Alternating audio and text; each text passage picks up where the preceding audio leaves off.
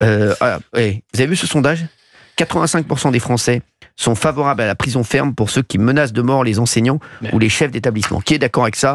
Appelez-nous, tiens, 01 80 20 39 21, 01 80 20 39 21, vous nous appelez sur Europe 1. Pour moi, je suis pas d'accord, je suis plus que d'accord. Et alors ce qui est intéressant, c'est que c'est transpartisan, Cyril. Bien sûr. C'est-à-dire que les électeurs de droite, comme les électeurs de gauche, ils sont favorables à une large majorité, 93% pour les électeurs de droite et 73% pour les électeurs de gauche. Et alors moi je voulais savoir qui étaient les 15% qui ont répondu non. En fait je sais, c'est les juges qui ont mis une amende à cet homme, à cet individu de moins de 30 ans qui a menacé le proviseur de le brûler vif, le proviseur du lycée Maurice Ravel. Ce chien, comme un chien. Ouais. Donc voilà pourquoi on a ce sondage aujourd'hui Europe 1, CNews, le JDD. C'est évidemment du bon sens. Comment ne pas faire autrement quand vous avez quelqu'un qui s'en prend à un proviseur qui est déjà menacé par les islamistes de manière très importante sur les réseaux sociaux quand on est le pays de Samuel Paty. Vous vous rendez compte quand même que la même semaine, on a le procès de Samuel Paty qui s'ouvre, de l'assassinat de Samuel Paty, et on a ce délinquant, parce que c'en est un, qui menace le proviseur du lycée Maurice Ravel et qui se prend simplement une amende de 600 € et 5 jours de stage de citoyenneté. Non mais c'est n'importe quoi. Appelez-nous, tiens, 01 80 20 39 21. Est-ce que vous êtes favorable, comme les 85% des Français, à la prison ferme pour ceux qui menacent de mort les enseignants ou les chefs d'établissement ? Olivier d'Artigol, tiens, vous faites partie de quelle branche vous ? Favorable. Favorable, d'accord. Je suis un ancien enseignant, nous sommes le pays Vous enseignez quoi vous ? L'histoire, géographie. Non, c'est pas vrai. Je suis un monstre en histoire. Et bien sûr. En géographie, je suis un monstre. Demandez-moi n'importe quelle capitale. Je suis un monstre. Et on est. Demandez-moi n'importe quelle capitale. Très bien, alors allons-y. Australie. Australie, les mecs, vous rigolez ou quoi ? Oui, je commence doucement. Milano. C'est bon, rideau. Je suis un monstre, les mecs. Pour vous répondre, nous sommes le pays de, en effet, Samuel Paty et Dominique Bernard. Oui. Et il y a maintenant l'idée que sur ce genre d'actualité, il peut y avoir des prisons. Priorité directe. 2 minutes. Il y a un événement. Les mecs, stop, il y a un événement. Il y a Fabien Lecoeuf qui a cassé le siège. Ça va, Fabien ? Ouais. On a failli vous perdre. Hein. Non, nous. Mais c'est dingue, vous êtes debout là ? Vous êtes debout ? Il nous met tout sur la table.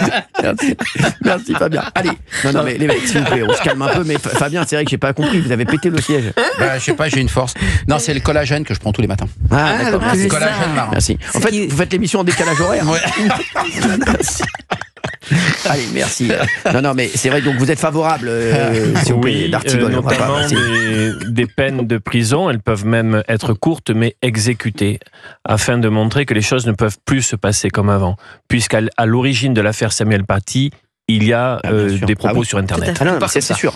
Normalement, depuis l'affaire Samuel Paty, ça doit être automatique. Exactement. Quelqu'un qui insulte ou bien qui menace de mort un enseignant, enfin ceux qui menacent de mort les enseignants ou les chefs d'établissement, pour moi c'est prison ferme directe. On va attendre quoi ? Il y a déjà eu combien de drames ? Il y a déjà eu beaucoup trop des drames avec des enseignants ou des chefs d'établissement. Donc stop, on arrête, terminé. Dès qu'il y a ça, c'est terminé, prison ferme. Et vous allez voir que ça va calmer les autres. Parce que là, si on reste encore laxiste et mou, je peux vous dire que ça va continuer. Ils vont dire ça va. Hein. C'est 60 € par mois pendant 10 mois de menacer un prof. Bien sûr, on le sait maintenant. Bien sûr. C'est 600 €. Voilà. Donc, alors, si tu travailles, t'as le droit. Oui, parce qu'il est inséré et parce qu'il a un job. Alors on va suivre, mais appel du parquet. On va suivre ça de près. En espérant que. Bien sûr qu'on va suivre ça de près. Excusez-moi, Fabien Lecoeuvre, vous faites partie des 85% des Français qui sont favorables à la prison ferme. Évidemment. C'est un an ferme tout de suite. Bien sûr. Sur un professeur, sur un policier, toutes sortes d'autorités. Mais c'est ça, je suis assez d'accord. Quand vous avez un an ferme, vous n'avez pas en prison, c'est aménageable. Donc vous êtes. Mais il faut changer l'aménagement qu'avait mis cette précédente ministre de la Justice. C'était qui ? Marie-Georges ? Non, même pas. Taubira, c'est Taubira qui avait mis. Ah ouais, Taubira. C'est ça, avait supprimé les peines planchées. Les peines planchées. En fait, il faut des peines planchées. Et quand vous en prenez un policier, un militaire, un prof, il faut une peine planchée. Comme ça, c'est une peine automatique. On dit c'est 3 ans. Un maire, absolument, tu as raison. Bien sûr. C'était Christiane Taubira. Vous avez vu, moins de 3 ans, on fait pas la peine. Ouais, je me rappelle souvent. Je me rappelle toujours des mauvais souvenirs. Alors, je vous explique un petit peu le programme. 01 80 20 39 21. Vous nous appelez, bien entendu. On parle de ce sondage là rapidement. 85% des Français sont favorables à la prison ferme pour ceux qui menacent de mort les enseignants ou les chefs d'établissement. On en parle tout de suite. Ensuite, on vous donnera les premiers chiffres de Bruno Retailleau sur l'immigration. Les premiers bons chiffres. Exactement, les premiers bons chiffres. Et en plus, on le sait, je travaille.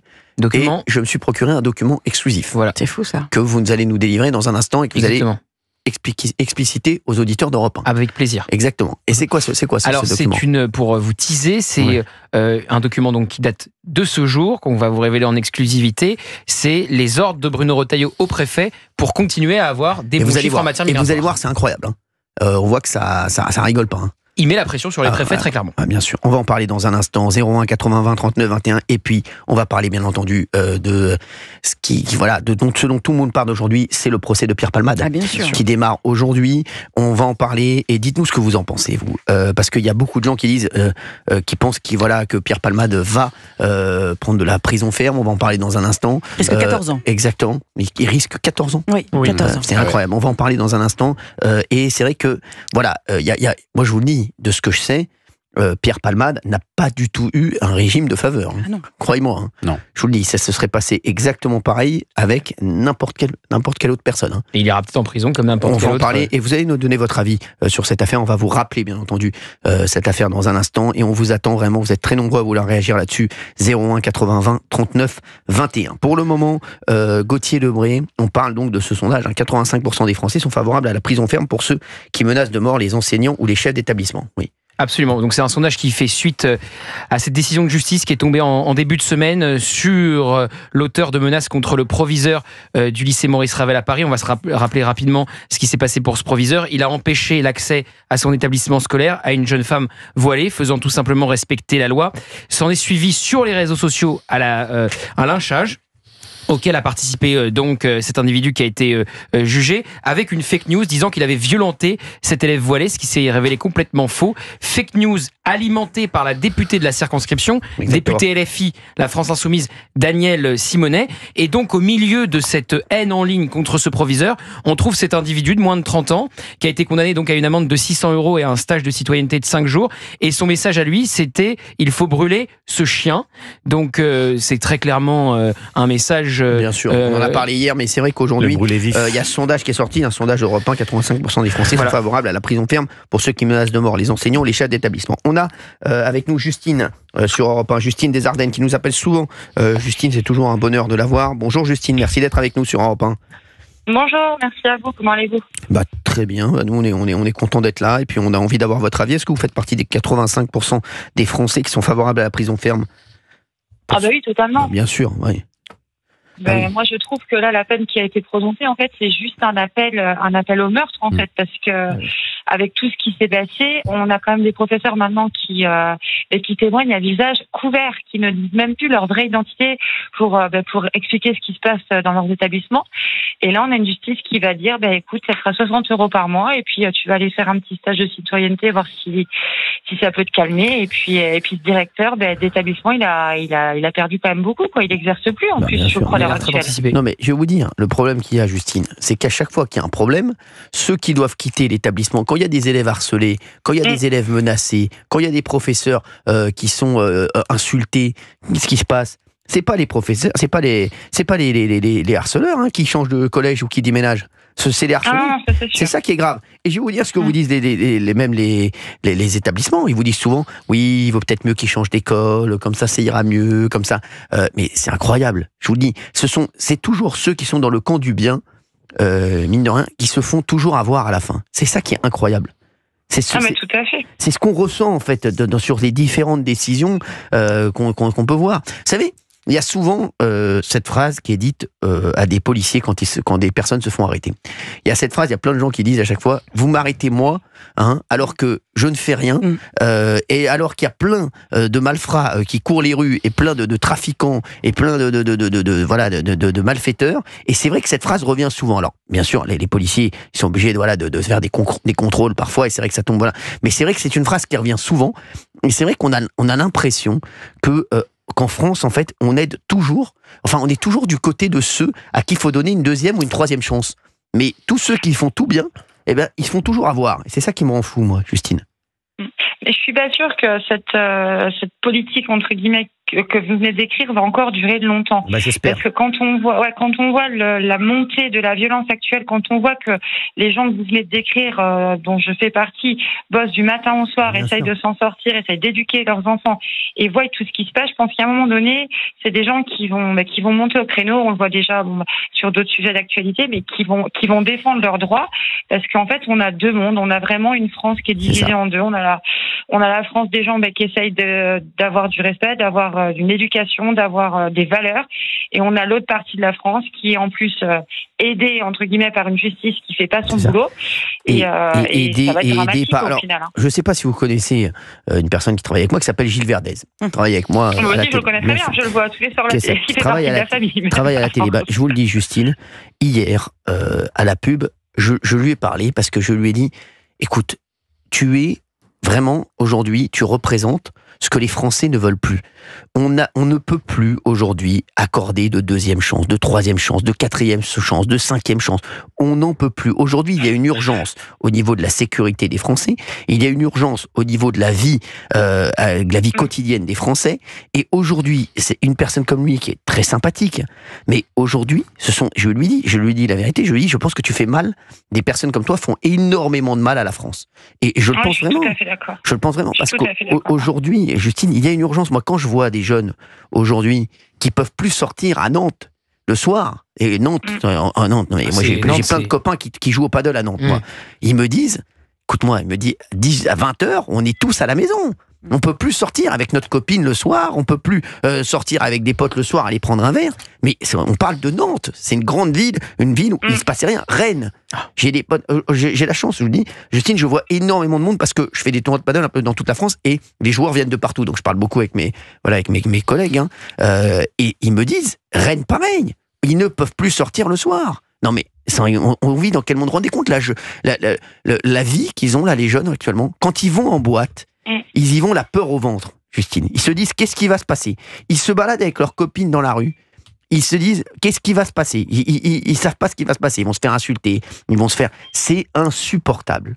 Aujourd'hui, c'est devenu insupportable. Et je ne peux plus supporter, moi, ce discours laxiste, comme je parlais de Gilles Verdez il y a un instant. Je ne peux plus parce que il y a une urgence. Alors, excusez-moi de vous prendre à partie, Justine.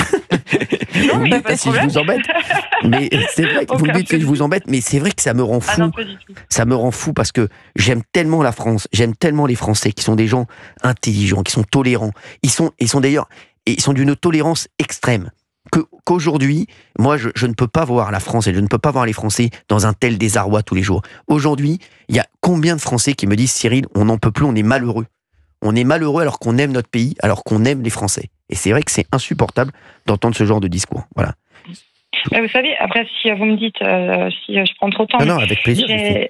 J'ai un gamin de 12 ans, donc qui est collégien. Moi, mon gamin, on l'éduque avec les valeurs de la République, de l'éducation. On essaye vraiment de leur inculquer ces bases-là, ce respect-là. Mais quand je vois, il regarde les informations, Mais quand je vois que sa professeure d'histoire n'arrive pas à aborder des thèmes que nous on a appris étant enfant, quand je vois que mon gamin va voir que la personne qui a insulté ce directeur, la condamnation qu'il va avoir. Moi, il me pose beaucoup de questions, mon gamin. Donc je lui dis quoi? Je lui dis écoute, en fait, les bases qu'on te donne, il va falloir qu'on t'en donne des nouvelles un peu plus dures, un peu plus dans la norme, avec des énormes guillemets actuels, pour que toi tu puisses te défendre, parce qu'actuellement les bases qu'on te donne, ça paye pas en fait. Bien sûr. Tu vas être bien éduqué, mais ça va pas te protéger. Et c'est ça. Et c'est complètement, c'est le monde à l'envers, quoi. Mais je vais vous dire combien il y a d'enfants qui me disent, mais regarde, lui, il a fait une énorme bêtise et il a rien. Ah oui, qu'est-ce que vous voulez leur dire après? Vous leur dites quoi après? C'est ça qui est grave. Aujourd'hui, moi je m'en rappelle, quand j'étais petit, mon père il me disait toujours, oulala, calme-toi, il y a la police. Mais mec, aujourd'hui, les mecs, on va dire quoi? La police fait peur aux honnêtes gens, pas aux délinquants. Ben oui. Mais alors, c'est ça, totalement. Mais c'est ça qui est fou.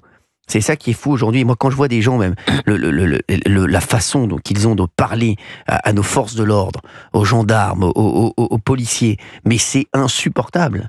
Mais je vais vous dire, et c'est s'ils sont insupportable. soutenus par la justice, Bah, de sûr. toute façon, on n'y arrivera jamais. Et- Si on leur dit, s'ils ont juste un rappel à l'ordre, de toute façon, ils continueront. Bah, bien Il sûr. faut vraiment, il faut vraiment taper du poing sur la table. Mais- Il n'y a plus le choix. Il n'y a plus le choix. Mais je vous dis, mais moi, alors je sais pas si je pense que et beaucoup de Français qui nous écoutent sont dans le même mood que moi. Moi, je ne supporte plus en fait. Je n'en peux plus, Justine, de ces personnes qui insultent tout le monde, qui insultent la police, qui insultent la gendarmerie, à qui n'arrive rien. En fait, qui font, Là, c'est ça. qui sèment le chaos partout et à qui n'arrive rien, qui peuvent continuer en toute impunité. Moi, quand on me dit que la police peut pas aller dans certains, ou la gendarmerie ne peut pas aller dans certaines zones en France, ça me rend fou. Je suis désolé. C'est qu'on a perdu le contrôle du pays. Excusez-moi. Hein. Mais non, mais Voilà. tout à fait. Et puis on essaye. Enfin, moi, mon gamin à la base voulait être gendarme. Bah mais à oui. l'heure actuelle, Mais c'est bien plus sûr. un métier. Même professeur, ça ne donne plus envie. Mais c'est ça. C'est des métiers qui effraient. Professeur, à l'heure actuelle, c'est un métier qui effraie. Mais C'est dans ça. quel monde on vit en fait? C'est ça. Mais On a peur pour sa vie si on devient professeur. On parle à visage couvert. Mais je me dis dans quel monde on vit? Et c'est plus possible, quoi. C'est Alors plus qu'il y a possible. quelques années, être professeur, c'était un honneur. Bien sûr. Mais On bien arrivait sûr, à avoir tout le à fait. concours et Être policier, être pompier, même les Mm. pompiers. Les pompiers, Ouais, tout à fait. les pompiers, avant tout le monde voulait être pompier dans la classe, je me rappelle. Tout le monde voulait être pompier. T'avais la moitié des gars qui voulaient être pompiers.